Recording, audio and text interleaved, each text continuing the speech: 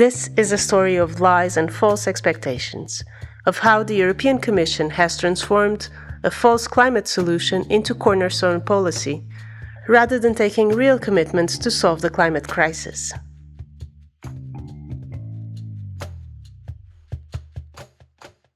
Welcome to this episode of our new podcast series, What is Going Wrong and How to Put It Right, where we tell the story of how hydrogen became an EU policy priority. This is our second episode dedicated to the climate crisis, after the episode where we discussed the EU energy crisis response. And second missed opportunity by the European Commission. But hey, it's not like we're in a hurry. And it's also not like there is other technology that can use natural sources to create clean energy, like, the wind, the sun, right? Well, if you're one of those people who don't get irony, that was me being ironic. Scientists agree that we have until 2030 to globally reduce CO2 emissions by 50%, which means that the EU and other countries in the global north, who are the main responsible for the climate crisis, should reduce far more. But instead of doing actual, meaningful, urgent climate transition, the EU is choosing a different path, a dangerous one. In this episode, we will show that, as a result of big hydrogen's massive lobby efforts, hydrogen has become a cornerstone of EU policies, and the bloc has set unrealistically high targets for the use of hydrogen, including in sectors where cheaper and cleaner alternatives were available. Sound editing and musical creation by Gui Calegari. I'm Joana Louçã.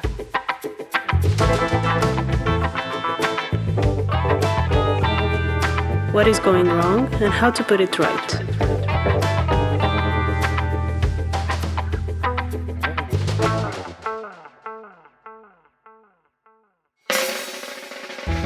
During this first mandate of the von der Leyen Commission and the current European Parliament, hydrogen has been propelled as a clean fuel for the future and has been lavished with unprecedented political, financial and regulatory support.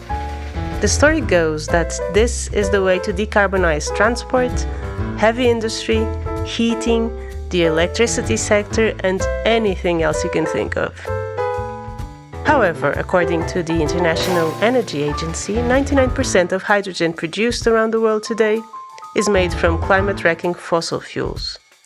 In 2022, hydrogen production was responsible for over 900 million tons of CO2 emissions, more than what was emitted by the entire global aviation industry. At the same time, less than 0.1% of the world's hydrogen was green hydrogen. We'll get to what all the different hydrogen colors mean in a minute, but green hydrogen is the one derived from renewable electricity. I was really not exaggerating when I mentioned the unrealistically high targets set by the EU.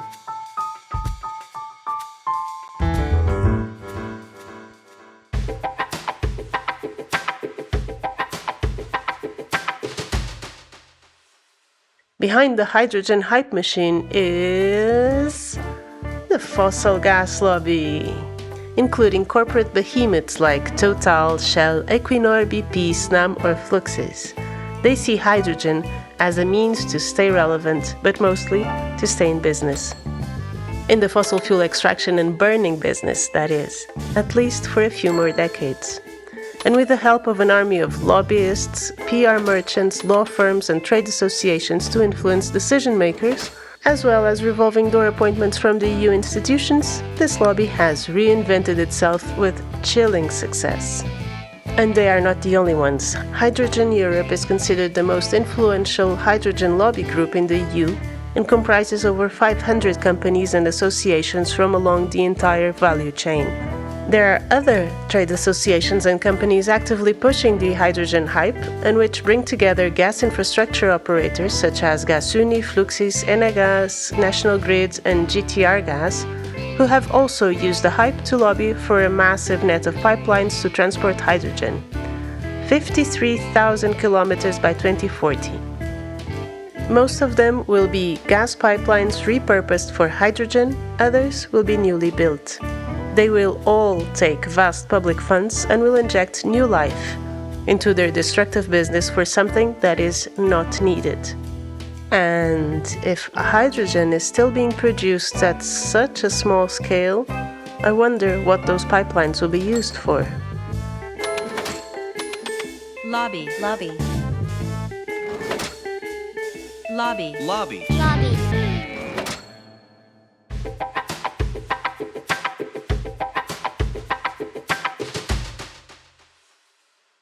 Let's take a little break from our story, or this time rather a detour. I've mentioned green hydrogen, but what are the different colors of hydrogen and what does it mean? Black or brown hydrogen is made from gasification, that is, adding steam and oxygen to coal. It is as bad as it sounds in terms of emissions. Then comes gray hydrogen from fossil gas, which is also known as natural gas, through a process called steam methane reformation. It is a climate and community killer due to the amount of emissions from the steam methane reformation process, as well as the methane leakage all along the life cycle of the gas. Then comes blue hydrogen, which is produced from fossils, mostly gas, but the CO2 from the production process is either captured and stored underground or used further directly. The process to capture CO2 is very costly, experimental, and has a lot of leakage. In the middle of the rainbow we have turquoise hydrogen, also produced from fossil gas by a process of extreme heat without oxygen. Research shows that these types of fossil hydrogen, although often referred to as clean or low-carbon gas, actually have a greater climate footprint than burning fossil fuels directly. Pink or purple hydrogen comes next. It is produced by separating the water molecules, oxygen and hydrogen, using nuclear power electricity. The process itself can sound okay, but the mining and processing of uranium to produce nuclear energy is very carbon intensive, apart from all the other problems that nuclear energy brings. The last kid on the block was white or gold hydrogen, also known as geological or natural hydrogen, found underground and generated by natural geochemical processes in the earth. It's driving a new gold rush, but most reserves will not be accessible, and as any other extractive resource, it will generate environmental and human rights impacts. Besides, it will not be renewable. Lastly, we get to green hydrogen, which is touted as the holy grail of the energy transition. The theoretical process is great. The water molecules are separated by electricity, which is powered by renewable energy. However, it also comes with serious challenges and risks. It is energy inefficient, behaves as a potent indirect greenhouse gas, and production on a large scale requires vast amounts of land, water, and renewable energy. An inflated demand for green hydrogen is being used as a Trojan horse to prolong the use of fossil fuels. Far from being the miracle gas that the fossil fuel industry has been forcefully selling us, the hydrogen hype fails not only on its key promise to help tackle the climate crisis, but also fails when it comes to global justice and energy democracy. Let's get back to our story.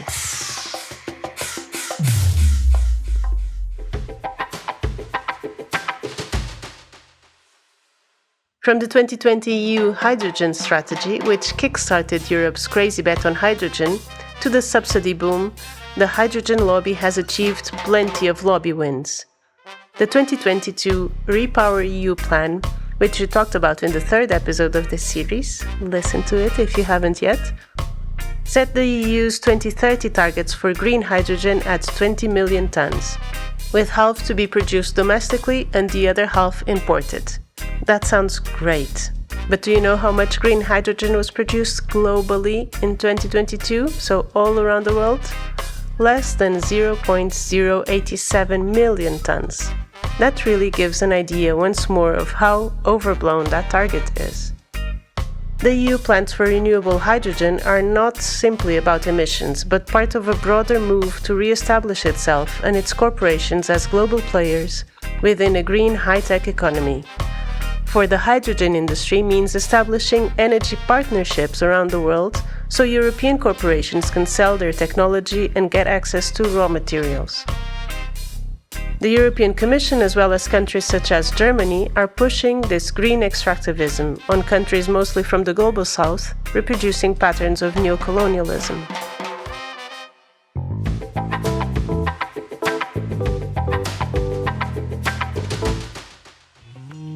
Research that we've done at Corporate Europe Observatory has laid bare the tricks and tactics deployed by the hydrogen lobby, their spending power, access, and influence. It is this, combined with proactive and eager government officials at both the national and European level, that have pushed the hydrogen hype machine into overdrive.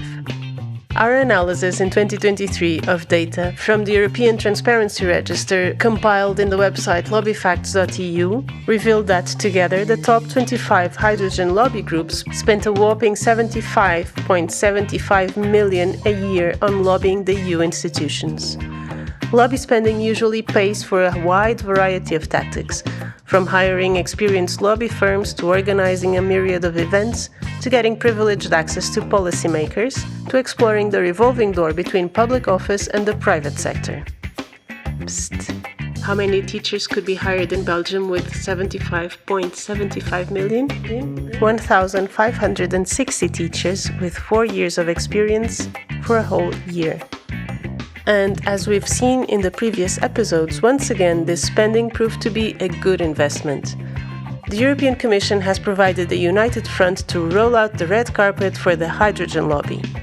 Commission President Ursula von der Leyen, Energy Commission Kadri Simpson, Industry Commissioner Thierry Breton, former and current European Green Deal Commissioners Frans Timmermans and Maroš Šefčovič, Climate Commissioner Wopke Hoekstra, and International Partnerships Commissioner Jutta Urpilainen have all competed for BFF status with the hydrogen lobby. In the European Parliament, we must highlight the role played by German MEP from the EPP, Markus Pieper, in his unquenchable support for Hydrogen Europe.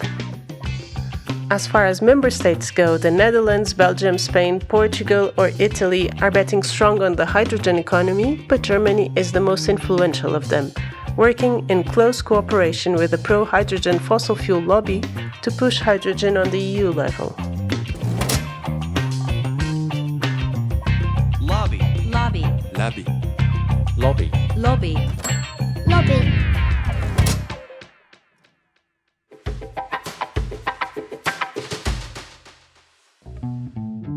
The hype around hydrogen has successfully shifted debates away from when and how we move away from fossil fuels towards a real zero-carbon economy, away from what a just transition led by workers and communities looks like and who pays for it, away from what sort of energy system we want and who will own and control it, and away from questions of what kind of economy we want and in the service of whom.